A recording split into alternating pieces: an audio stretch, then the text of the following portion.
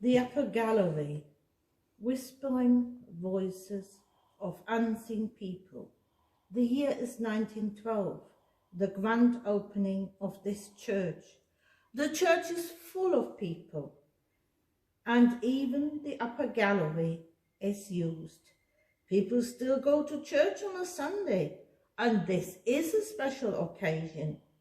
There they sit in their Sunday best. The century is still young and full of promises.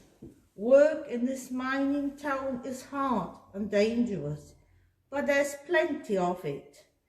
People dream. Sometimes, just like us, even during the Sunday service, of a better future, of being able to afford some luxuries. Some might plan a wedding or a baptism here. Some will take some comfort from the fact that this is the place where they can give their loved ones a grand send-off. You see, not at all different from us. 2 years later, the picture has changed. A lot who come to the church now come with a heavy heart. The menfolk are out there somewhere fighting for king and country. Some of the people in the church might have believed in this being a just war. Some might not. But they all share in the same heavy heart. The war drags on for 4 long years.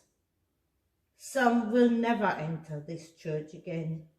All that will remain are their names on a list and people full of memories. Many of the people who attend here will have received the dreaded telegram, the letter from the commanding officer. In the letters, you will invariably find the sentence, "He hasn't suffered."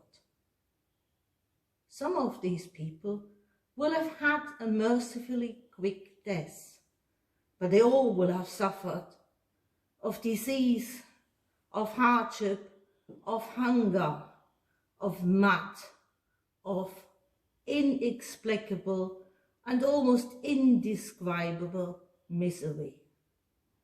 Some of those recipients of the letters and telegrams will still take some comfort in the pride they have for an ultimate sacrifice.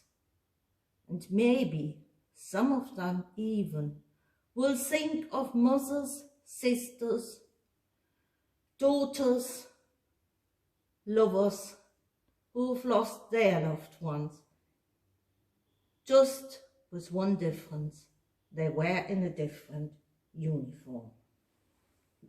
Finally, the war machinery runs out of steam. An armistice is declared.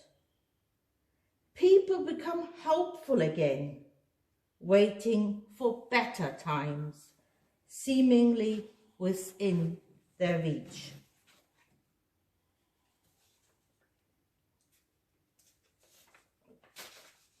The war might be over, but the bad times are not.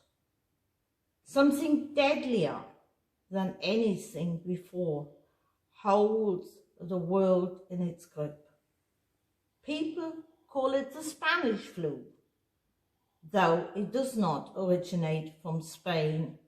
Spain, as a neutral party during World War I, was just the first country to report it.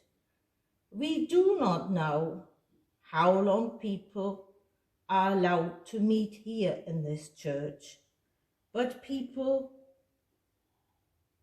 do not know much about epidemics and pandemics then, and people just after a war are always difficult to control. but at one point they will also have their church standing empty and their streets filled with very little more than an eerie silence.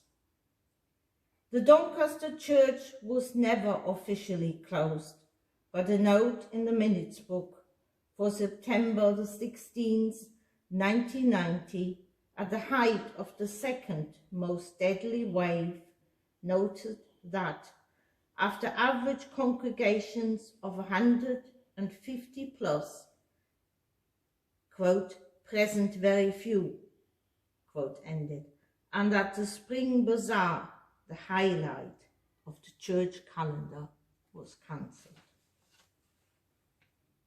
These voices coming from the pews, from empty pews, they talk to us.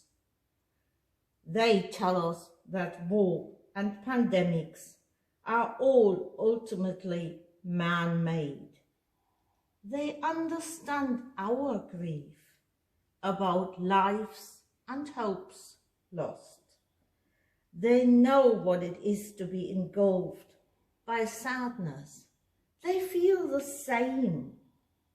They urge us not to trust politicians, not the ones who send us to a just war, not the ones who promise us it will be over by Christmas. It never is. Not the ones who always blame somebody else. They plead with us to learn, not from history books, but from the now, which is not so different from their times. Life is fragile and needs to be treasured. The life of each and every one of us. When we have learned that, the voices quieten down. They have the right to fall silent now.